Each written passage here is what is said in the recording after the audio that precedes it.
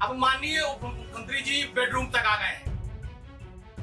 पहले डीएनए कर रहे थे, अब बेडरूम कर रहे हैं। आप डीएनए चिल्ला रहे थे, हमारे एक साथी ने केवल डी पूछ लिया था तो आप बिलबिलाने लगे थे राष्ट्रीय स्तर पे। अगर आप बेडरूम पे पूछ रहे हैं, समाजवादी पार्टी की नीतियां बेडरूम में बनती हैं। अगर किसी ने आपके बेडरूम में हल्का सा खाली छाग लिया तो फिर आप बिलबिलाने लगेंगे, रोने लगेंगे। दिन भर बेडरूम में सोते रहते हैं और आपका विभाग नहीं समझ रहा है। डेली अखबारों में सुर्खियों में रहते हैं आप।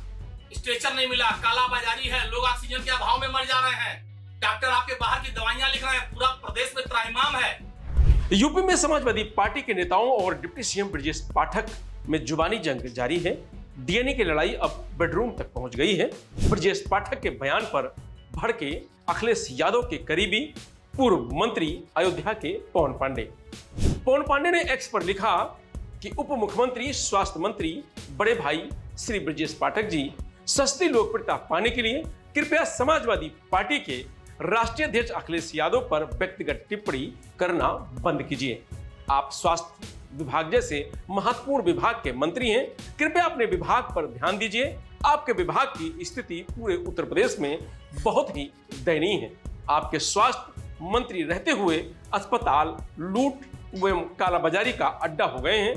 कृपया इधर उधर की बातों को छोड़कर जनहित में अपने काम पर विशेष ध्यान दीजिए।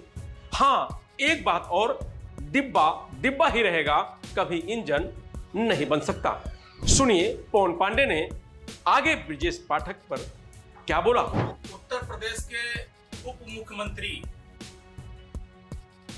माननीय ब्रजेश पाठक जी लगातार अनर्गल शब्दों का, हल्के शब्दों का प्रयोग करके सस्ती लोकप्रियता पाने के लिए बहुत परेशान है।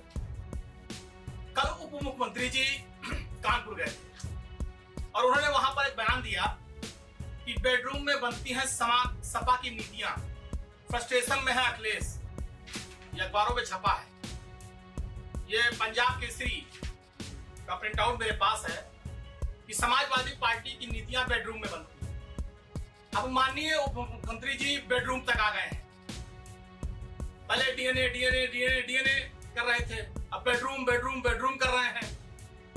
मैं समझ नहीं पा रहा हूं कि आप लखनऊ विश्वविद्यालय छात्र संघ के अध्यक्ष रहे हैं। कई दलों में उछल कूद करते हुए, कई नेताओं में समय अनुसार अपनी निष्ठा बदलते हुए आप आज यहां तक पहुंचे हैं। और आप श्री अखिलेश यादव और समाजवादी पार्टी के खिलाफ बोलकर सस्ती लोकप्रियता हासिल करके अपने को नेता साबित करना चाहते हैं, बड़ा नेता बनना चाहते हैं। इंजन बनने के लिए आप बहुत परेशान हैं, लेकिन डिब्बा इंजन नहीं बन पाएगा। और मुझे तो शर्म आती है कि आप लखनऊ विश्वविद्यालय के अध्यक्ष होकर बार बार डीएनए फिर आप बेडरूम तक आ गए। आप डीएनए चिल्ला रहे थे, हमारे एक साथी ने केवल डी पूछ लिया था तो आप बिलबिलाने लगे थे राष्ट्रीय स्तर पे और अपने लोगों को लगा दिया बिलबिलाने के लिए। अगर आप बेडरूम पे पूछ रहे हैं, समाजवादी पार्टी की नीतियां बेडरूम में बनती हैं। अगर किसी ने आपके बेडरूम में हल्का सा खाली छाग लिया तो फिर आप बिलबिलाने लगेंगे, रोने लगेंगे। ये सब अमर्यादित बातें, अमर्यादित टिप्पणियां करना बंद करिए। आपसे आपका विभाग नहीं समझ रहा है। आप दिन भर बेडरूम में सोते रहते हैं और आपका विभाग नहीं समझ रहा है। डेली अखबारों में सुर्खियों में रहते हैं आप। स्ट्रेचर नहीं मिला, काला बाजारी है, लोग ऑक्सीजन के अभाव में मर जा रहे हैं, डॉक्टर आपके बाहर की दवाइयां लिख रहे हैं, पूरा प्रदेश में त्राहिमाम है। अस्पतालों की जो दुर्दशा आज है, आजादी के बाद कभी नहीं थी। माननीय स्वास्थ्य मंत्री जी, हम आपसे क्या कहें? इंजन बनने के लिए परिश्रम करिए, अपने विभाग को सुधारिए, अपने स्वास्थ्य विभाग को सुधारिए। आपका स्वास्थ्य विभाग भी बिलबिला रहा है, पूरा रो रहा है। घूसखोरी लूट की भेंट चढ़ गया है आपका स्वास्थ्य विभाग।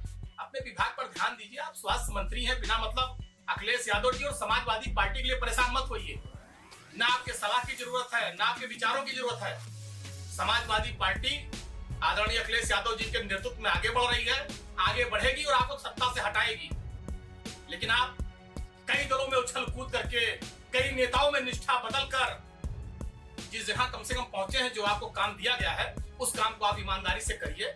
और मैं लखनऊ विश्वविद्यालय का आपका छोटा भाई होने के नाते आपको एक प्रेम पूर्वक आपको एक सलाह दे रहा हूं, अमर्यादित शब्द, गलत शब्दों का प्रयोग बोलना बंद करिए, वरना फिर आप बोलेंगे, फिर आप राष्ट्रीय स्तर पे बिलबिलाएंगे और आपकी पूरी टीम बिलबिलाएगी। तो कम से कम अच्छे शब्दों का प्रयोग करिए, खुली स्वस्थ बहस करिए।